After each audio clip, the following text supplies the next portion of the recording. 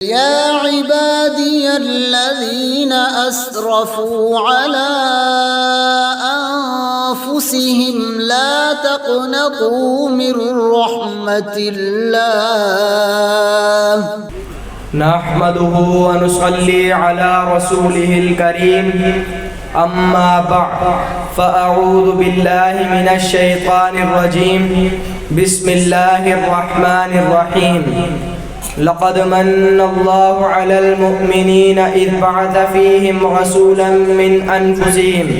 وقال النبي صلى الله عليه وسلم حضور آئے تو انسانوں کو جینے کا شعور آیا، حضور آئے تو انسانوں کو جینے کا شعور آیا۔ محترم اساتذہ اکرام، مہمانان گرامی اور میرے اس گلشن کے مہکتے بلبلوں، السلام علیکم ورحمۃ اللہ وبرکاتہ۔ آج میری جس تقریر کا موضوع سیرت نبی آخر الزمان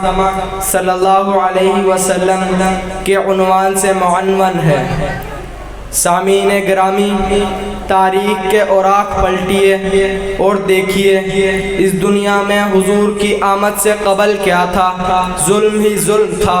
کفر و شرک کا راج تھا، ہر طرف ویرانی ہی ویرانی تھی،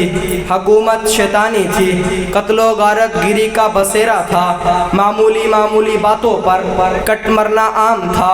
بچیوں کو زندہ درگور کر دیا جانا معیوب نہ تھا، عورت حیوانوں کی سی زندگی بسر کرنے پر مجبور تھی، ہر ایک کا الگ الگ خدا تھا، جس کی لاٹھی اس کی بھینس کا قانون نافذ تھا، الغرض انسانیت تباہی و بربادی کے آخری دہانے پر پہنچ چکی تھی۔ دفعتاً چمنستان دہر کی قسمت کا ستارہ ہویدا ہوا، حضرت انسان کی خوشبختی کا ثاقب چمک اٹھا، ظلمات کو اجالوں کی خبر ہوئی کہ یتیم عبداللہ جگر گوشہ آمنہ شاہ حرم حکمران عرب و عجم قائد انسانیت فرما روائے عالم شہنشاہ کونین صلی اللہ علیہ وسلم بروز پیر 9 ربیع الاول سن عام الفیل 22 اپریل 571 عیسوی کو عالم قدس سے عالم امکان میں بے بصر کو بابصر کرنے کے لیے، مردہ دلوں کو حیات جاویدانی دینے کے لیے، قیاصر اور اکاصر کی نخوت کا بھرم توڑنے کے لیے، سینکڑوں ہزاروں کے پجاریوں کو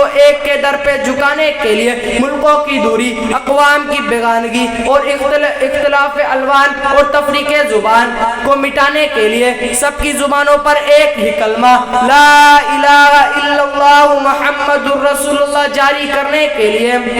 قافلہ نبوت کے آخری مقتدا اور قصر نبوت کے آخری ستون بن کر تشریف لے آئے۔ کیا خوب کہا ہے شاعر نے، سحر کا تارا نکل چکا ہے، افق پہ سرخی سی چھا رہی ہے، سحر کا تارا نکل چکا ہے، افق پہ سرخی سی چھا رہی ہے، نظر جھکائے عروس فطرت جبیں سے گیسو ہٹا رہی ہے، میرے نبی کا حسن ایسا جو پیرہن میں نہ چھپ سکے گا، میرے نبی کا حسن ایسا جو پیرہن میں نہ چھپ سکے گا، سحر کی مانند طلوع ہوا گلی گلی بتا رہی ہے۔ سامعین محترم،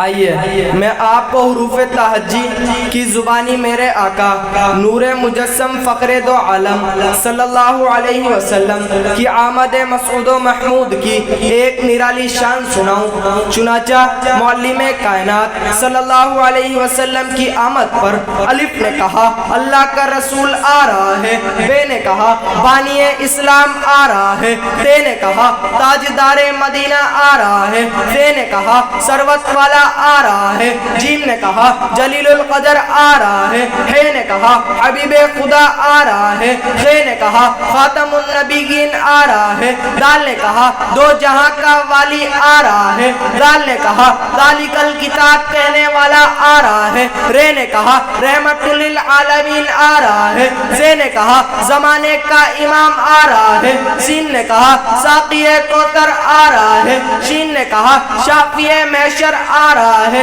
صاد نے کہا صادق و امین آ رہا ہے، صاد نے کہا ضعیفوں کا ماوا آ رہا ہے، غے نے کہا قاہر و مقہر آ رہا ہے، غے نے کہا ظلم کا مٹانے والا آ رہا ہے، عین نے کہا عرب کا تاجدار آ رہا ہے، غین نے کہا غریبوں کا ماوا آ رہا ہے، فے نے کہا فقیروں کا مولا آ رہا ہے، قاف نے کہا قرآن والا آ رہا ہے، کاف نے کہا کملی والا آ رہا ہے، لام نے کہا لوح و قلم والا آ رہا ہے، میم نے کہا محمد رسول اللہ آ رہا ہے، نون نے کہا نبیوں کا سردار آ رہا ہے، واو نے کہا والضحیٰ آ رہا ہے، ہا نے کہا ہادی برحق آ رہا ہے، اور یا پکار اٹھا یکتا اور انوکھی شان والا آ رہا ہے۔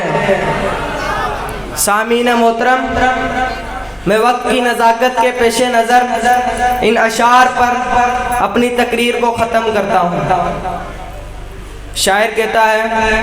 ارباب نظر کو کوئی ایسا نہ ملے گا، ارباب نظر کو کوئی ایسا نہ ملے گا، بندے تو مل جائیں گے مولا نہ ملے گا، تاریخ اگر ڈھونڈے گی ثانی محمد،